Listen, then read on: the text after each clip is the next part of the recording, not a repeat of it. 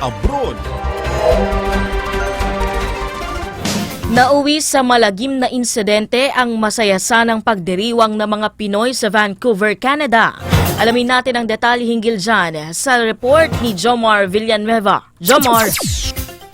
Ani hindi bababa sa 11 ang nasawi matapos na araruhin ng isang SUV ang grupo ng mga Pinoy na dumalo sa isang street festival sa Vancouver, British Columbia sa Canada.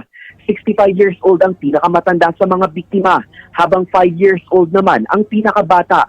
Ayon kay Vancouver Interim Chief Constable Steve Rai, ito na ang pinakamalagim na insidente sa kasaysayan ng Vancouver. Arestado ang 30 taong gulang na suspect na may history umano ng mental health issues. Nagkaroon na ng investigasyon ang Vancouver Police at pinabulaanan na terrorist attack ang insidente.